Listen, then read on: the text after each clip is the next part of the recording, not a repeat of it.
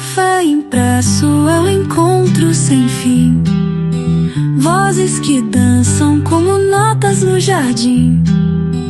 Cada palavra um sabor pra degustar. Podcast que abraça quem quer conversar. Olá pessoal, muito bem-vindo a mais um episódio do Café Impresso.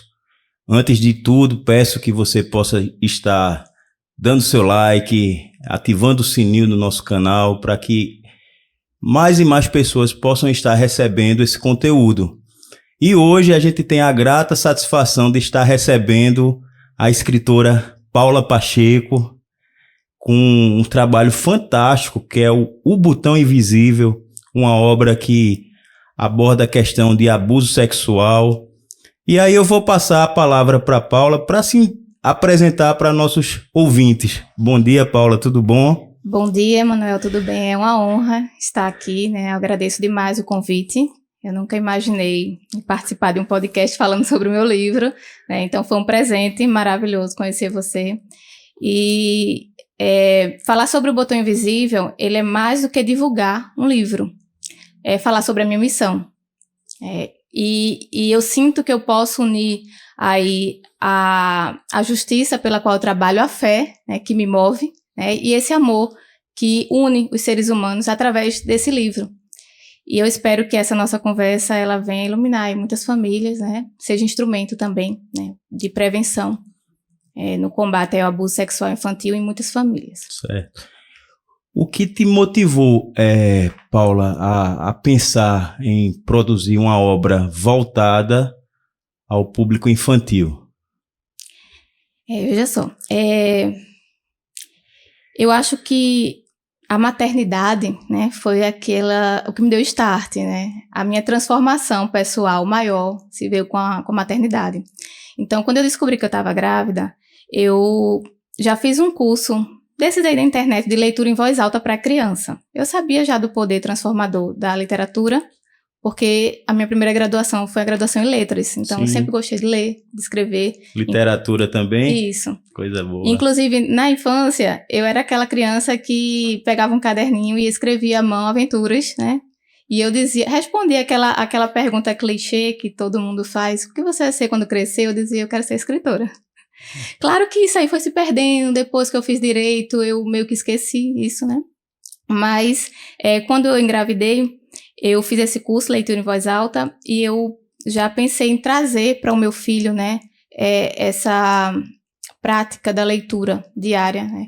Então, eu fui lendo vários livros de literatura. Meu filho não tinha nem enxoval, e eu comprei um livro para ele, que eu me lembro, o nome do livro é Conversas com filhos, não, Conversa de Paz com os Filhos na Noite de Luar, uma coisinha assim, sabe? E esse livro, ele tem até hoje, de vez em quando ele me pede para ler. Eu li esse livro para ele na barriga ainda. Coisa boa. Então ele nasceu e eu fui lendo diariamente para ele, até no meu Instagram tem vários vídeos de leitura quando ele era bem pequenininho. E eu percebi que isso foi dando um desenvolvimento, né? Para ele, linguístico, um desenvolvimento de vocabulário e fazendo com que ele expressasse melhor os seus sentimentos. Quando a gente tem vocabulário, a gente constrói um bom imaginário, a gente consegue se expressar Sim. melhor. Então, para uma criança de 3 anos, eu entendo que ele se expressa muito bem. E isso é importante na questão do abuso sexual. Sim. Porque muitas vezes a criança, ela sofre um abuso, mas ela não sabe falar o que é que ela viveu, ela não sabe falar o que é que ela está sentindo, nem o que é, ela não na sabe o que é, né? certo? Então, eu juntei, né, essa experiência com a leitura com meu filho e a frustração que muitas vezes eu sentia na delegacia e sinto diante, né, desses abusos que eu escuto diariamente, né, contra crianças.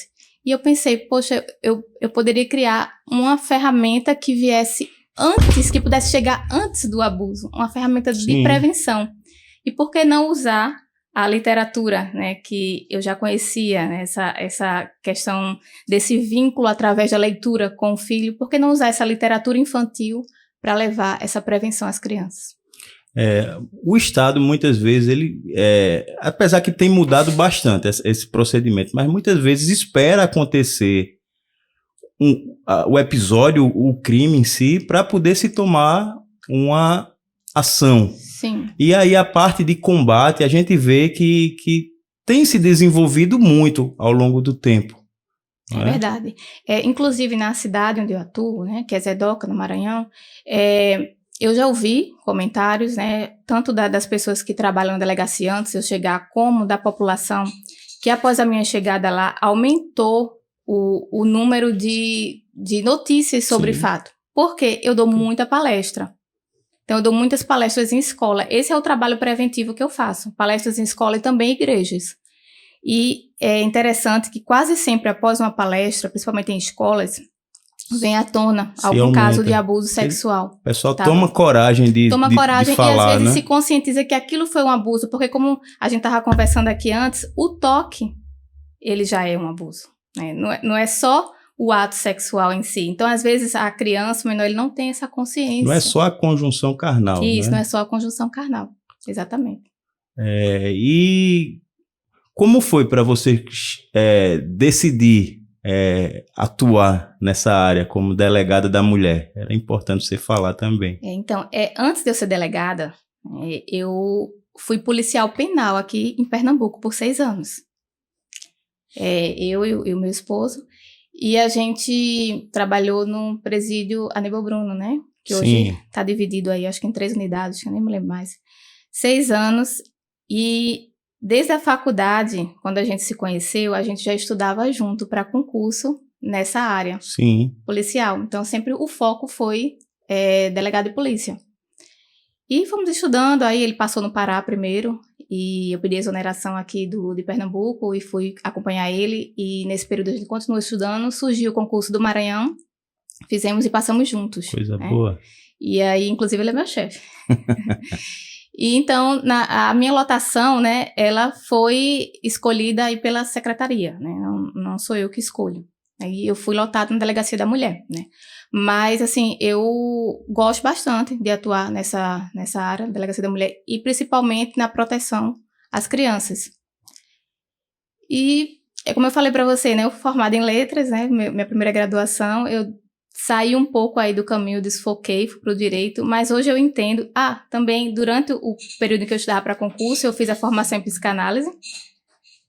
Eu entendo hoje que foi um caminho construído por Deus na minha vida, né? E são áreas distintas, mas que elas se unem e se ajudam. Exatamente. Né? E aí, na questão desse livro, né, na escrita desse livro, eu usei essas áreas, né? A área de letras, a área de psicanálise, por quê? Por conta da escuta mais atenta, né? Muitas vezes no meu trabalho, a minha escuta ela vai além dos fatos. Ela chega na dor, sem ser falada. Inclusive, eu já cheguei a atender como terapeuta pacientes que foram abusados na infância e que têm feridas abertas até hoje. Então, eu sei que isso chega, de fato, a destruir uma vida, uma família inteira. E aí onde entra a psicanálise, para poder entender o porquê e muitas vezes ir lá no passado e ver o que foi aquele trauma antigo e poder ajudar de forma mais eficaz. Isso. E como é a atuação da Delegacia da Mulher lá na sua cidade de Zedoca? Olha, a Delegacia da Mulher lá em Zedoca, a gente acumula tanto violência doméstica e familiar contra a mulher, né? Diferente de abuso sexual, qualquer tipo de violência. Como eu atendo todas as vítimas vulneráveis. Então, lá atendemos crianças, qualquer crime contra a criança, idoso também. O nosso trabalho, ele é um trabalho investigativo, né, da Polícia Civil. Um trabalho de investigação e, ao final da investigação, a gente conclui pelo indiciamento, né, que é atribuir a culpa àquele investigado, ou pedido de arquivamento. Encaminha o procedimento ao judiciário, né, e em conjunto ali com o Ministério Público vai denunciar ou não, a depender do entendimento dele. Então, a gente trabalha mais nessa questão investigativa, nesse trabalho investigativo, né? Tem o trabalho de rua, que é o trabalho da Polícia Militar, que às vezes as pessoas confundem. Então, quando um crime está acontecendo, a gente aconselha ligar para a Polícia Militar, porque a Polícia Militar faz o flagrante e leva... a comissão de frente, isso, né? E leva para a Polícia Civil, lá onde a gente faz o procedimento, né? A parte formal. E você é cristã? Sim, sou cristã. E como a Bíblia te deu condições de você ter um conhecimento cristão que pudesse estar colocando no seu dia a dia toda essa vivência do cristianismo. Então, essa é uma pergunta bem interessante, Emanuel, porque eu entendo a minha fé, né? Que ela não está separada da minha profissão. Né? Não é vamos dizer assim, uma atividade de domingo. Não. Ela funciona como uma bússola moral que ela me guia na minha atividade fim. Então, como delegada, eu tenho o conhecimento técnico, né, da atividade policial, do direito, o que é que eu vou fazer. Mas como cristã, eu sou orientada a como eu vou fazer. Sim. Então, qual é a forma que eu vou fazer o meu trabalho, né? Isso é interessante porque se eu não tivesse aí esse entendimento, se eu não tivesse uma comunhão com Deus, talvez eu me tornasse uma pessoa com o coração mais frio diante desse convívio com a violência diariamente, com essa escuridão diariamente, né? E aí eu costumo, no meu gabinete, antes de iniciar a minha atividade diária, né, ter ali um momento com Deus, tranca a porta, e eu leio um versículo e eu faço uma oração e eu peço a Deus sabedoria para me conduzir naquele dia, nas decisões que eu preciso tomar, né? E eu acho que isso aí que tem me sustentado com um coração de carne, né? Porque se não fosse isso, Sim. talvez no outro dia eu não voltasse com um coração de carne, mas com um coração de pedra, Sim. Para ouvir ali a próxima vítima. E a gente há de convir que é mais difícil esse caminho. Porque assim, a gente ser imparcial, a gente ter um coração duro para determinada situação, é mais fácil a gente tomar um juízo de valor. E quando a gente põe o coração dentro daquela dor, eu acho que aí é o diferencial para ajudar a pessoa. Mas isso corrói o nosso coração. Sim, também. É interessante você ter falado nesse assunto, que eu me lembrei de uma questão, né?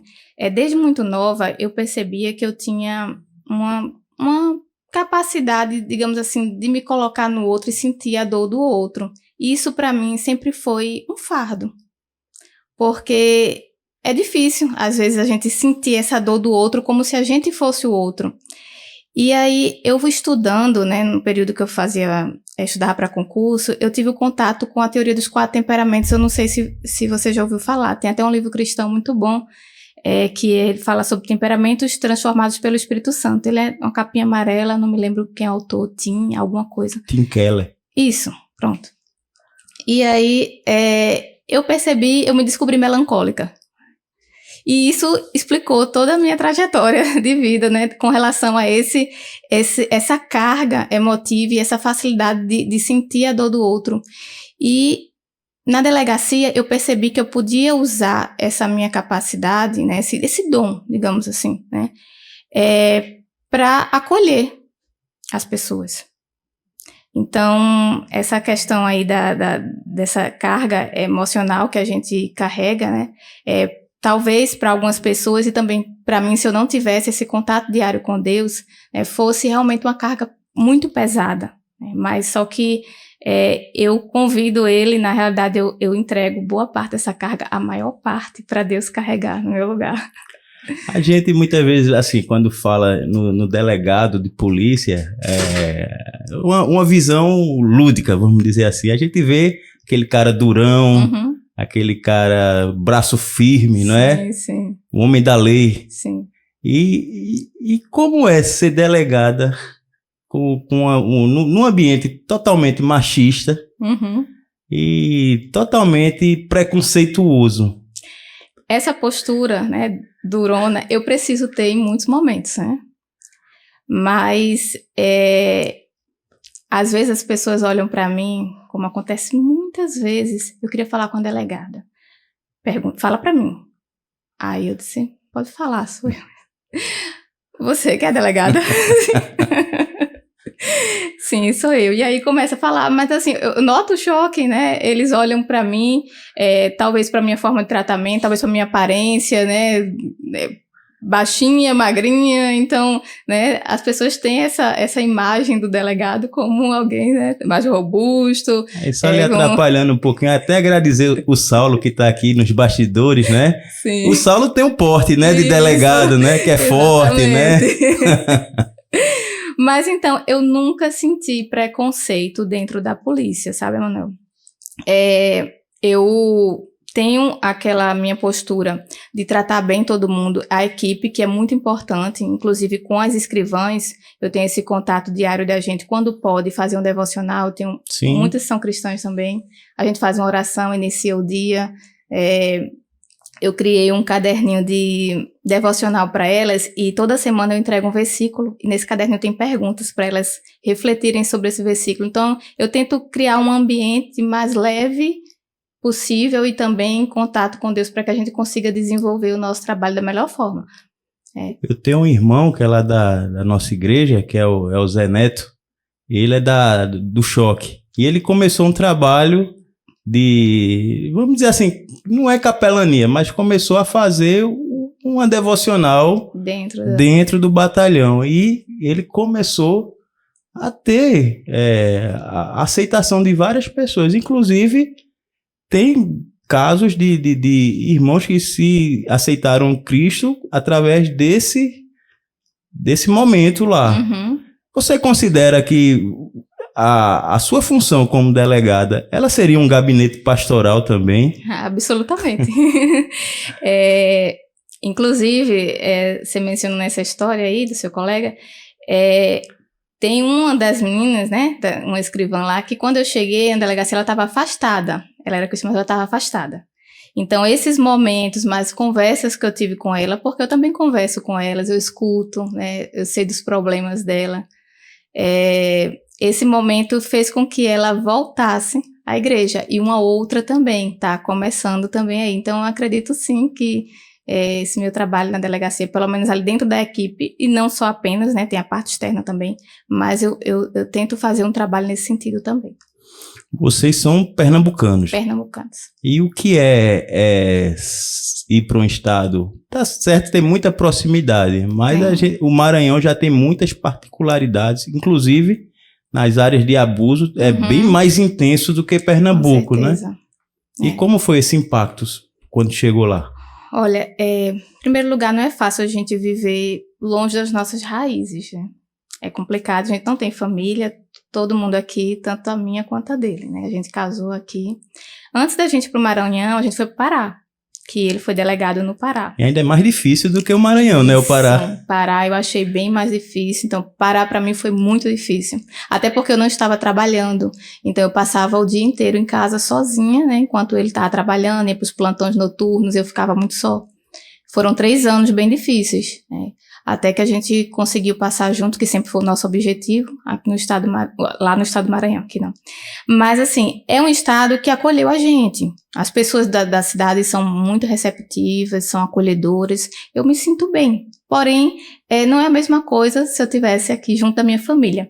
Na verdade, não é só a questão do estado. Se eu pudesse carregar minha família para lá, né? Meus parentes, pai, mãe, irmão, seria tranquilo, mas dá para ter bem ao estado. Eu não conheço a cidade de Zedoca, mas pelo que você fala, é uma cidade bem acolhedora. Sim, é uma cidade acolhedora. É uma cidade pequena, né? Cidade interior, mas é uma cidade bem acolhedora.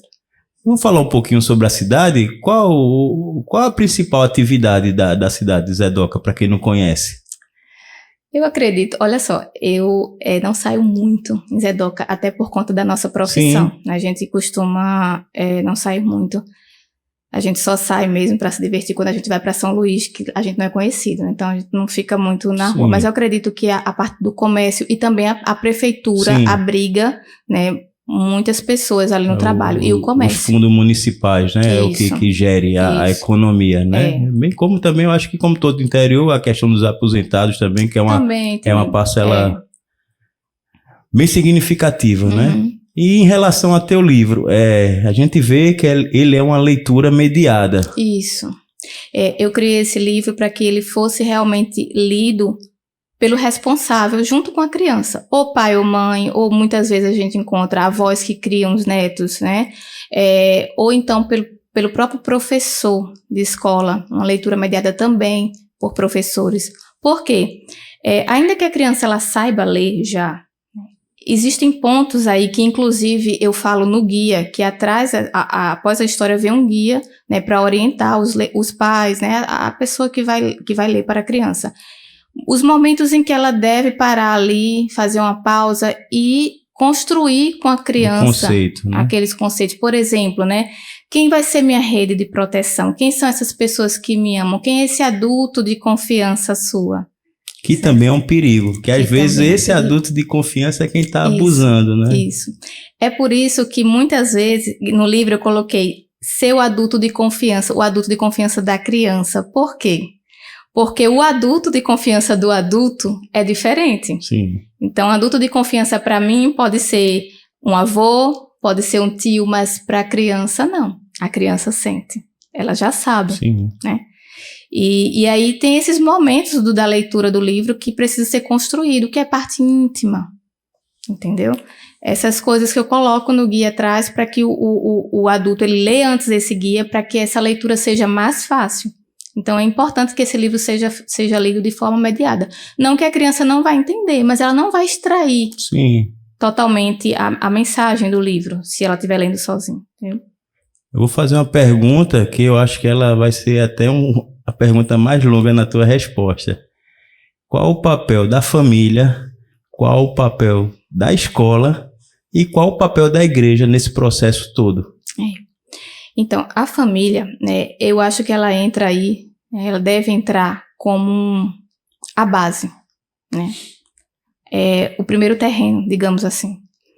A família, ela precisa, eu costumo dizer isso nas minhas palestras, que a gente precisa ter interesse de conhecer a vida do nosso filho. Então, eu preciso saber com quem ele anda, quem é o coleguinha que ele mais gosta, o que é que ele fez na escola, o que é que ele gostou, o que ele não gostou. Veja, só criando um parêntese aqui, quando eu vou buscar meu filho na escola, todos os dias, ele tem 3 anos, né? Fazer 4.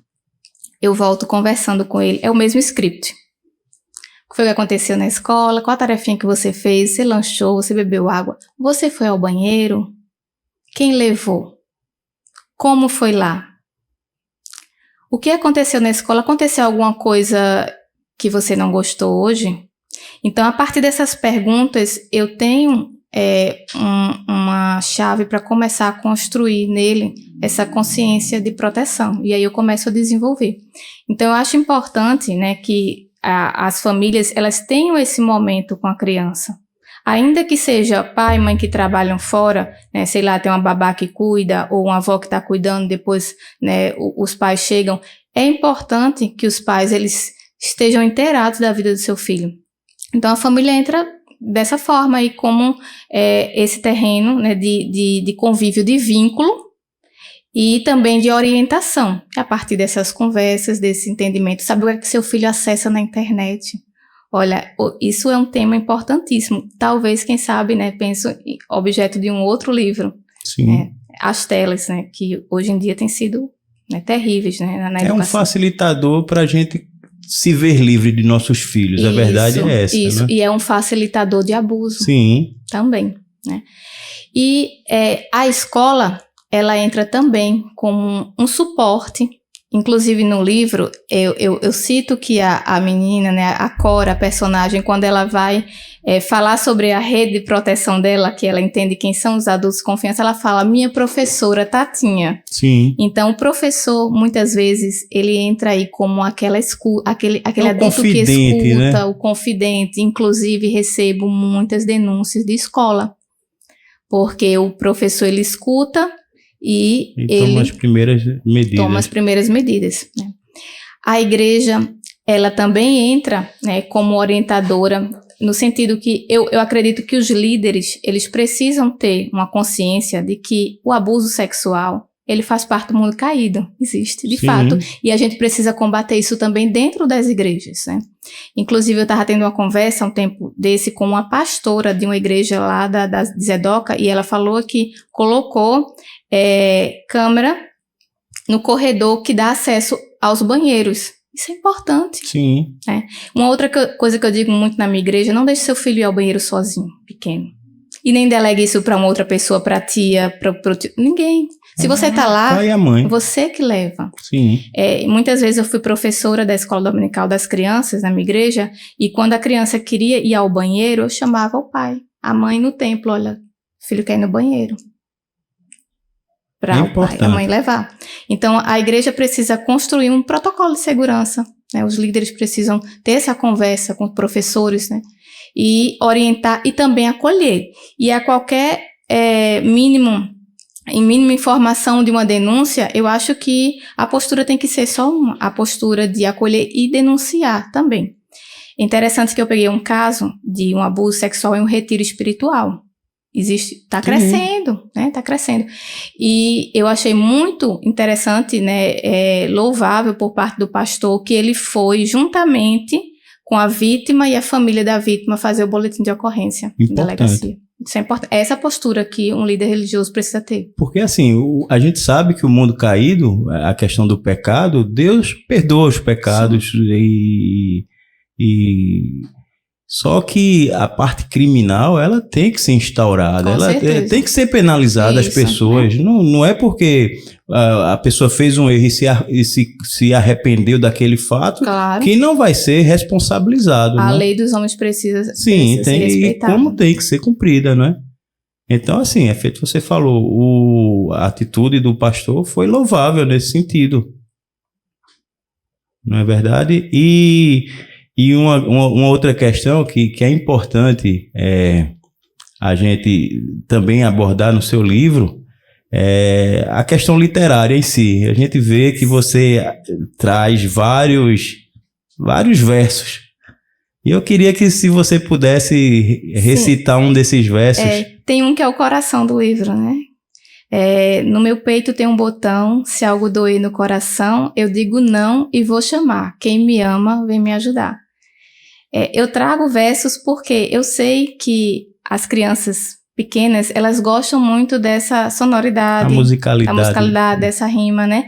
E, inclusive, os contos de repetição, que são esses contos que trazem esses versos repetidos, eles existem justamente para ficar na memória da criança. Então, em vários momentos eu repito esse mesmo verso no decorrer da história. O pessoal na música chama de música chiclete. Isso, exatamente.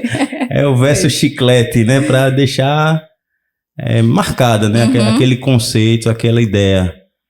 Queria também elogiar seu trabalho, a parte da ilustração, que foi o Caio Costa, né? Quem fez. Costa. Que ficou também muito bem feita, muito bem executada. E quais serão os próximos passos com o Botão Invisível? O que é que você almeja? Então, eu nem esperava estar aqui, né? Como eu falei, foi um presente de Deus colocar você no meu caminho. E eu acredito que, como eu falei, né, tudo tem um propósito, né? Deus construiu esse caminho dessa forma. E agora o que é que eu pretendo fazer? Fazer o lançamento do livro. Eu pretendo fazer isso junto à Polícia Civil. Nós vamos fazer junto à Polícia Civil e também na minha cidade, na cidade que eu atuo, né, em Zedoca. Farei lá numa escola, né, já conversei até com o diretor da escola, né, do Colégio La Salle, e lá eu pretendo reunir as pessoas que fazem parte da rede de apoio da criança, Conselho Tutelar, Ministério Público, Judiciário também, Secretaria da Educação, né, Prefeitura, e fazer o lançamento dessa forma para que a minha ideia é que esse livro ele chegue nas creches em Zedoca, e talvez em outras cidades também, quem sabe, né? E sejam lidos também por várias famílias, né? Porque eu acredito fielmente que se esse livro for lido, explicado, né? A partir desse guia que eu coloco aí nele, eu acredito que muitos casos de abuso podem ser evitados. A gente vê, né, o trabalho fantástico, né, dos conselhos tutelares, né, no combate e no enfrentamento ao abuso infantil. E qual a percepção que você tem dessa união entre SDS, conselhos, a própria Defensoria Pública? Sim, isso aí é necessário. A gente não consegue, na verdade, a polícia não consegue trabalhar sozinha. Né? A gente precisa dessa união, a gente precisa que o Conselho Tutelar faça esse trabalho, que o Ministério Público também faça esse trabalho, né? Que a comunidade também, né? Professores, escola. Então, a gente precisa dessa rede de apoio bem unida, coesa, né? Para que o trabalho seja um bom trabalho, né? Tanto de prevenção, né? Como quando acontece já o abuso, a gente precisa reprimir, né? É porque é difícil a gente ter realmente fazer uma prevenção, né? Porque é um ato que realmente só se constitui quando acontece. Sim. A prevenção, ela é uma prevenção a partir da informação, Sim, né? Da informação de que, como eu não sei se eu comentei com você, mas esse livro, ele não traz, apesar de ele não trazer versículos bíblicos, ele foi construído, criado a partir de princípios cristãos, né? Sim. O princípio da identidade em Cristo, de que nosso corpo, nós somos criados à imagem e semelhança de Deus, né? E que o nosso corpo é precioso, nós somos preciosos para Deus. Então, quando a criança, acho que ela entende isso aí, ela constrói um escudo espiritual e ela consegue, em muitos e muitos casos, dizer não. Porque eu vejo pela prática dos relatos que são relatos de crianças que elas se sentem confusas na hora da situação, elas sabem que está acontecendo algo errado, algo que é incômodo, algo que não é correto, mas elas não conseguem dizer não, porque elas não foram validadas, não deram a ela essa autonomia, esse empoderamento, digamos assim, não, esse é o meu corpo, não, eu não vou deixar que isso aconteça. E aí, como se trata muitas vezes que o abusador, ele faz parte do círculo ali familiar, né, a criança se sente mais ainda vulnerável, ela não sabe o que é que ela tem que fazer, né. E aí surge o conflito, e aí muitas vezes ocorre o abuso por conta disso. Então, acho que uma criança, ela bem informada, ela consciente do valor dela em Cristo, ela consciente de que o corpo dela é feito à imagem e semelhança de Deus, que é especial, que precisa ser protegido, tratado com respeito, ela consegue, em muitos casos, fugir daquela situação. Muitas vezes a gente vê só o papel do abusador como um homem. Aí muitas vezes esse abuso é feito por uma mulher, também por outras crianças também. Sim, por mulheres acontece. Com certeza o índice maior é de homens. Concordo. Mas crianças tem acontecido bastante. Adolescentes com crianças, crianças com crianças. Já peguei casos de, acho que 12 anos, um abusador de 12 anos. Uma criança de 7, de 6. Então, isso tem ocorrido. Como é o papel da delegacia da mulher no caso desse? Porque, veja, uma criança com 12 anos, ele é abusador, mas também é fruto de um abuso também, porque... De fato. Mas a gente, de todo jeito, a gente faz o procedimento dele como o menor infrator. Sim. É claro que ali ele não vai sofrer uma sanção, né? A gente sabe uma criminal, que... vamos dizer assim, não é uma punição. Isso. Mas a gente precisa fazer o procedimento, documentar tudo isso, encaminhar ao Ministério Público, né? E aí o Ministério Público, ele vai ali decidir depois. Eu vi um caso, eu não vou citar nome por conta de sigilo, mas de uma criança que ela foi violentada a vida toda. E quando chegou na idade adulta, ele se tornou um estuprador. Não é justificando, é mais um cidadão numa situação emocional com a carga tão alta de abusos, não é de se esperar muitas vezes uma sanidade mental a ponto de conseguir lidar com isso. Para ele é algo natural, desde pequeno, né? Ele foi sofrendo esses abusos. E não houve o devido tratamento, né? A cura, né? Não houve nenhum tipo de intervenção, né? Psicoterapêutica, nada disso. E aí a pessoa continua reproduzindo, né? Aquele comportamento que ela sofreu na infância. Isso acontece, realmente acontece muito. A gente pega muitas histórias dessa, mas a gente precisa, né, utilizar ali a lei e aí é esse momento em que a gente retorna à postura do delegado ali, né, mais rígido, mais firme, né, e precisa cumprir a lei conforme. Eu vi um testemunho de uma missionária, eu creio que era do Nepal. Eu realmente agora não recordo o nome dela, mas ela foi abusada pelo pai desde muito nova, e eu acho que com 12 anos ela foi vendida para o tráfico internacional de prostituição. Era tão de um jeito que ela perdeu até a sensibilidade dos seus órgãos genitais. E ela foi uma pessoa fora da curva, porque ela conseguiu depois de tudo isso, comprar sua liberdade novamente. Ela construiu um hospital e comprou a família novamente todinha, perdoou seus pais e hoje ela é um grande exemplo para todo mundo. Mas a gente há de convir que isso é fora da curva. Fora da curva, realmente. Porque os casos que eu vejo, né, grande volume, é de vítimas que ficam com depressão.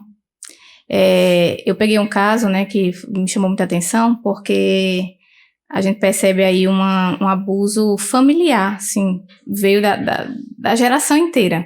A mãe, né, soube que a filha estava querendo se suicidar, né, no outro estado, e trouxe a filha de volta já uma adulta, e nesse momento a filha contou para ela que ela era abusada na infância por um tio, né, o irmão da mãe, né. E quando ela contou, a irmã, que é mais nova, né, sentiu coragem e também contou que foi abusada. E então a mãe dessas duas meninas, quando eu fui lá fazer a denúncia, falou comigo no gabinete, só eu e ela disse para mim que ela a vida inteira foi abusada também. A mãe também? A mãe, pela família, pelos tios também. Então, e que, inclusive, ela tem filhos que foram fruto desse abuso. E aí ela chorava muito porque ela não queria que isso tivesse acontecido também com as filhas.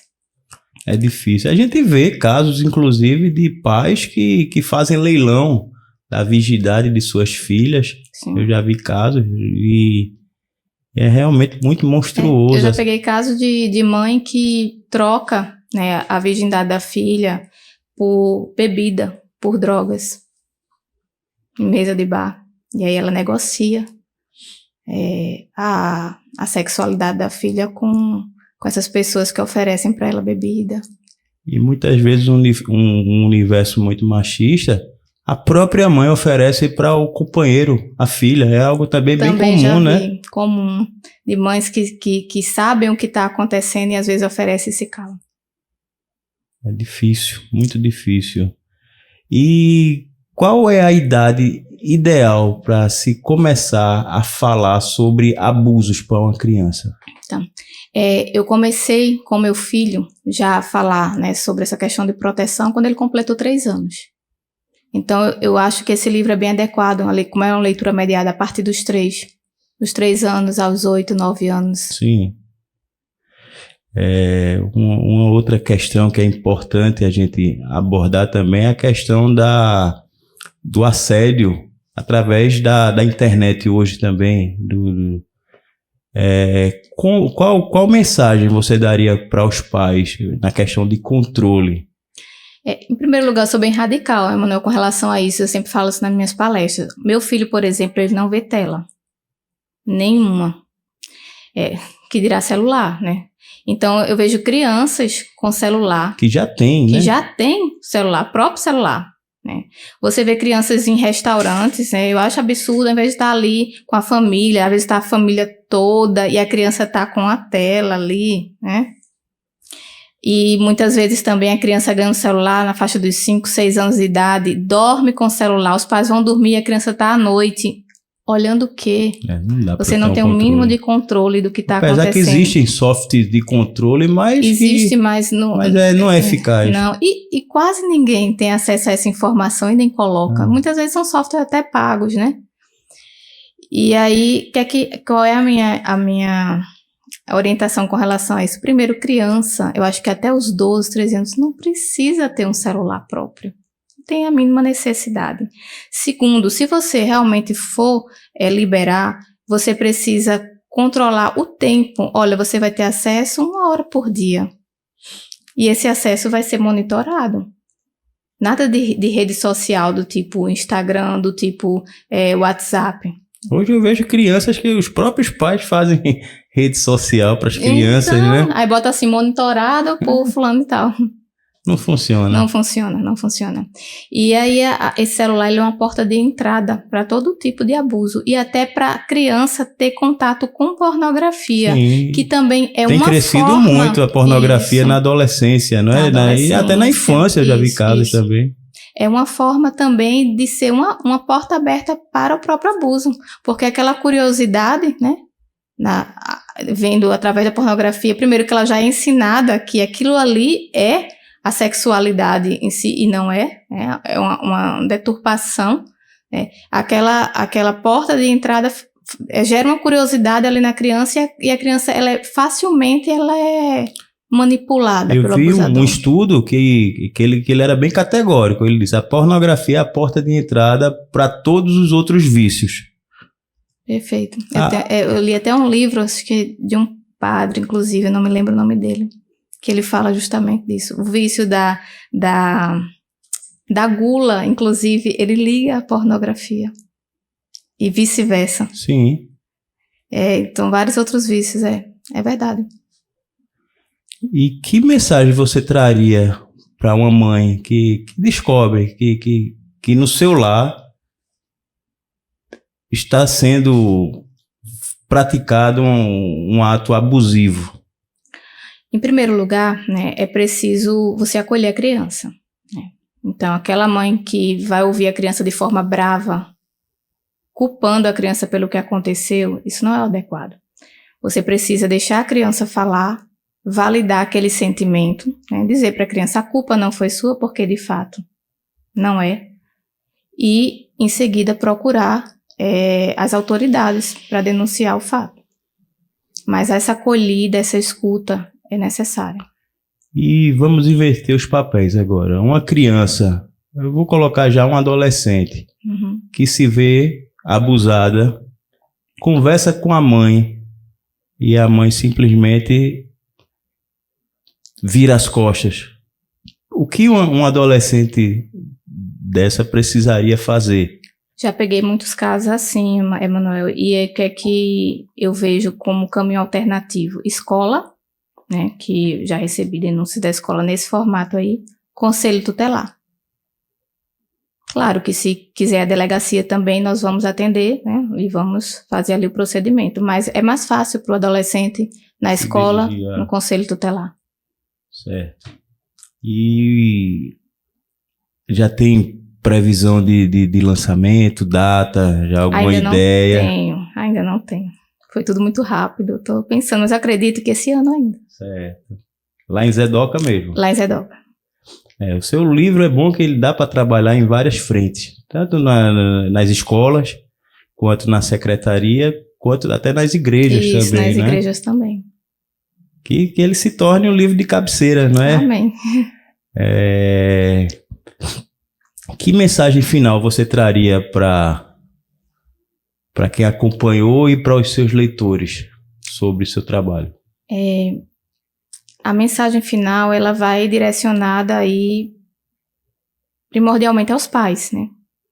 E aos cuidadores, né? Que às vezes a criança não é cuidada, é criada pelos pais, pelos avós ou algum tio. É que realmente você esteja atento à vida dessa criança, né? Do seu filho, dessa criança que você cuida. Se interesse por essa criança, né? Queira viver no mundo dela, entenda o que é que está acontecendo, quais são os gostos, o que é que ela gosta, com quem ela conversa. A partir daí você consegue orientar essa criança, a partir daí você consegue dar a ela um empoderamento, dar a ela uma conscientização, né? E você consegue ajudá-la a evitar muito tipo de abuso.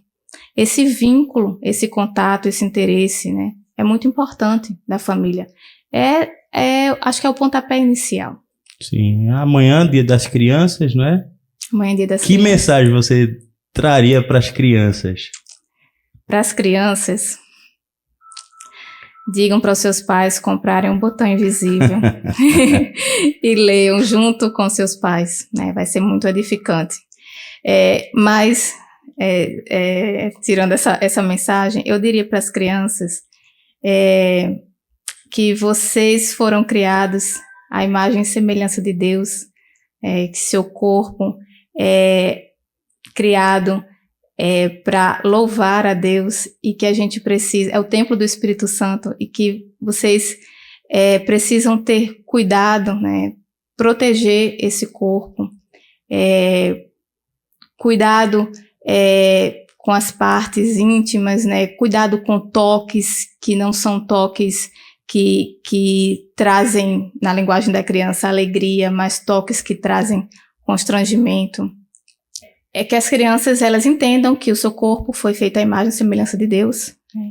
E que é preciso cuidar dele, que é preciso cuidar com respeito, que é preciso protegê-lo, e que dessa forma, né, cuidando do nosso corpo, a gente também está adorando a Deus, a gente também está louvando a Deus, né? É uma forma da gente adorar, louvar a Deus. E é isso, Manuel. A gente vê que, assim, como você, o número de delegadas tem aumentado bastante. Sim. A gente tem um exemplo aqui de delegadas que até foram para o lado político, como Gleide Ângelo, a Patrícia Domingos. Que mensagem você traria para essa adolescente, essa moça que pensa em seguir uma carreira como delegada? É uma carreira linda, né? Desafiadora, desafios diários, né? E eu acho que estudo bastante, em primeiro lugar, né? Que é necessário. E é muito gratificante a gente estar nessa função de delegada, não pelo cargo em si, mas pelo que a gente consegue fazer pelas pessoas, né? Pelo certo poder de decisão que a gente tem, né? Tanto de dar andamento, né, a várias situações de violências contra a mulher, não se restringe à violação sexual, mas a gente também tem um índice enorme de violência doméstica e familiar contra a mulher. Então, nós como mulheres, a gente consegue se colocar mais no lugar de uma outra mulher. Sim. Né? E é muito importante esse papel da mulher na polícia, justamente em defesa a essas violações que acontecem constantemente, né, contra a mulher dentro de casa e até fora de casa, em virtude desse machismo que você fala aí, estrutural, né? Muitas vezes é no trânsito, né, que a mulher recebe ali uma agressão verbal, né, e uma certa um comentário ali denegrindo, né, a sua imagem como mulher. Eu costumo dizer, se a mulher saiu de casa, com certeza ela vai ser agredida de alguma forma. De alguma forma. Porque a gente vive uma cultura muito muitas machista. Vezes são os comentários, né, do homem, né, a forma de olhar, né, aquela forma de olhar invasiva, né, olhar para o seu corpo, né? Lasciva. Então, isso realmente existe e a gente, né, uma mulher na polícia, ela consegue fazer uma diferença, né, nesse sentido de olhar para essas mulheres vítimas, de acolher, de ajudar, de orientar. Então, é um trabalho gratificante, estudem bastante, que eu tenho certeza que com o estudo vocês podem chegar. É sempre importante mais vozes, né, para ajudar nesse combate.